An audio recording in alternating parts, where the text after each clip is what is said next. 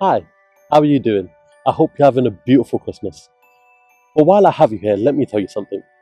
You know, before when I wasn't in Christ, I used to think that Christmas was all about my whole family coming together, having some really good food, just enjoying each other's company, giving each other presents.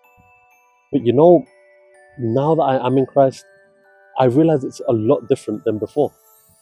But there are still people out there that have similar misconceptions as to what I used to have. Why don't we have a look at them? Christmas के बारे में आम गलतफहमियां।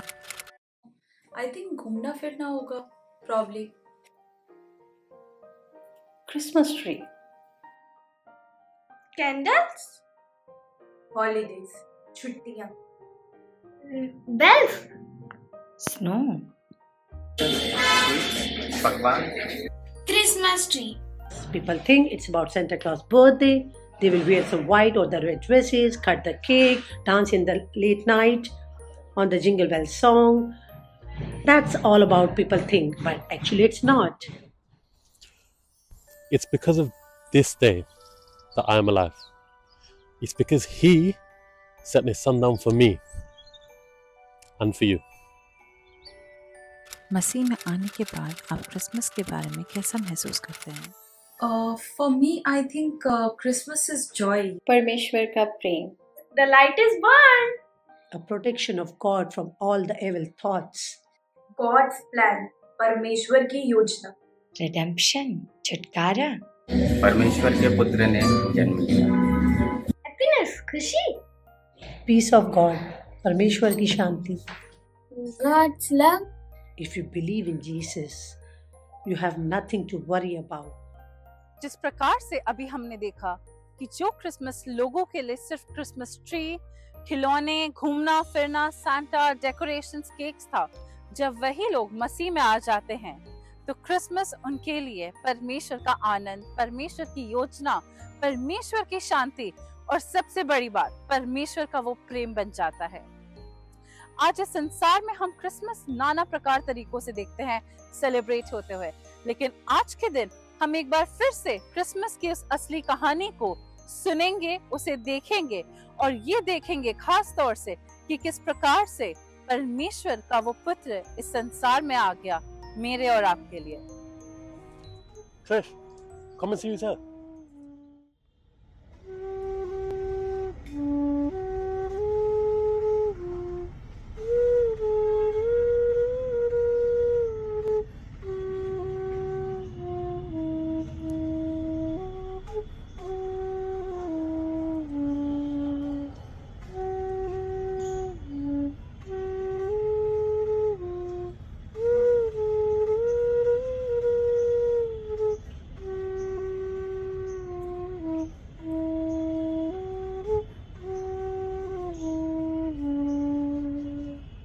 जब परमेश्वर ने इस संसार की रचना की तब उसने मनुष्य को इस संसार का अधिकार भी दिया।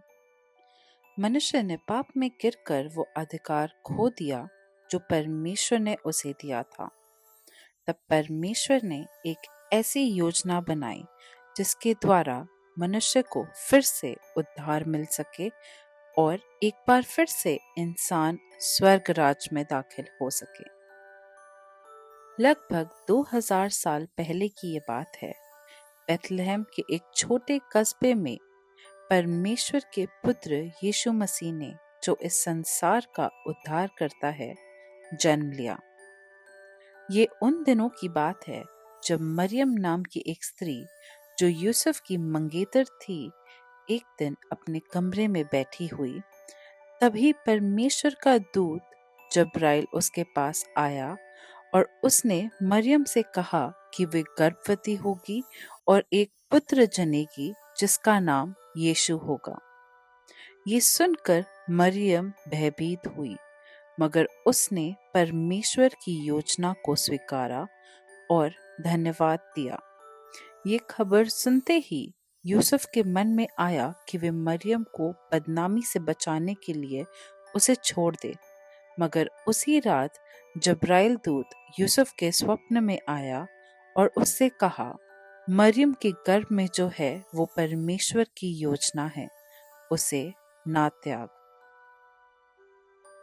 अगले ही दिन यूसुफ ने मरियम को अपने साथ लिया और बेथलेहम को चल दिया, क्योंकि उन दिनों कैसर ने जनगणना की सूचना जारी की थी।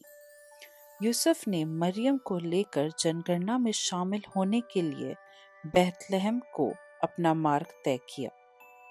दूर देशों से बेथलेहम के निवासी जनगणना में शामिल होने के लिए लौट आए थे, जिसके कारण वहां कोई भी कमरा खाली ना था।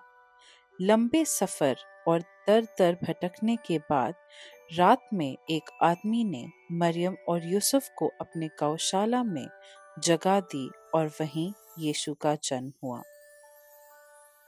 यीशु के जन्म होने के ठीक बाद आसमान में एक ऐसा तारा चमका कि उसने पूरा जमीन रोशनमय कर दिया। पास की पहाड़ी पर कुछ गड़रिये अपनी भेड़ों की रखवाली कर रहे थे और तभी उन्हें दूत दिखा, जिसने उनसे कहा, डरो मत, आनंद करो, क्योंकि संसार के उद्धारकर्ता का जन्म हुआ है। आसमान में कई दूत खुशियां मनाते हुए नजर आ रहे थे और गड़रिये उद्धारकर्ता को देखने की चाह में उस तारे का पीछा करने लगे। दूसरी तरफ हेरोदेस राजा रोमी राज्य के अंतर्गत उस समय में इज़राइल का राजा हुआ करता था।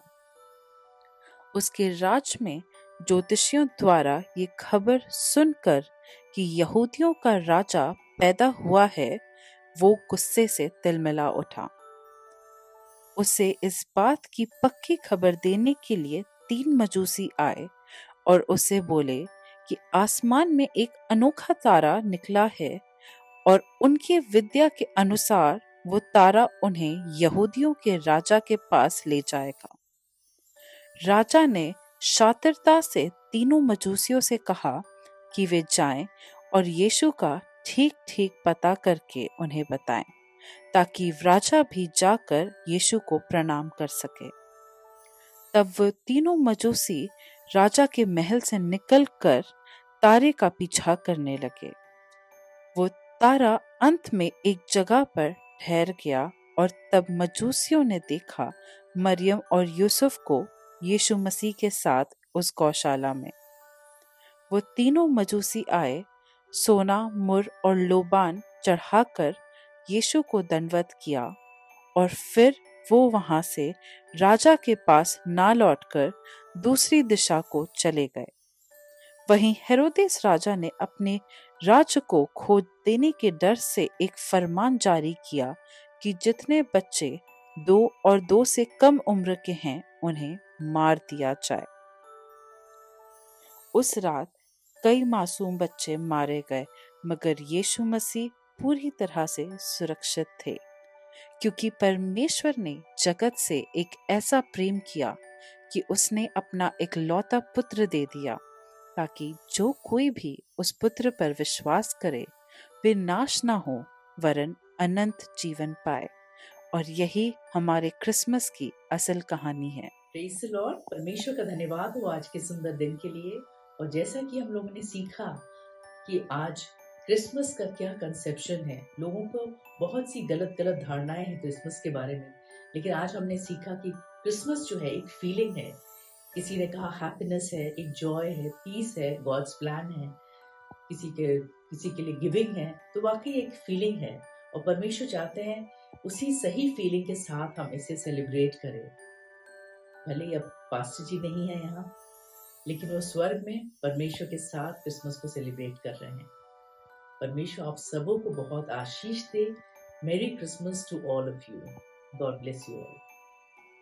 आप सभी को merry Christmas. Merry Christmas to all of you. Merry Christmas to all of you. Merry Christmas. Merry Christmas. Merry Christmas to all of you. Merry Christmas to all. Merry Christmas to all. Merry Christmas to all of you. Hey, it's a Christmas time, and Merry Christmas to all of you, and very Happy New Year.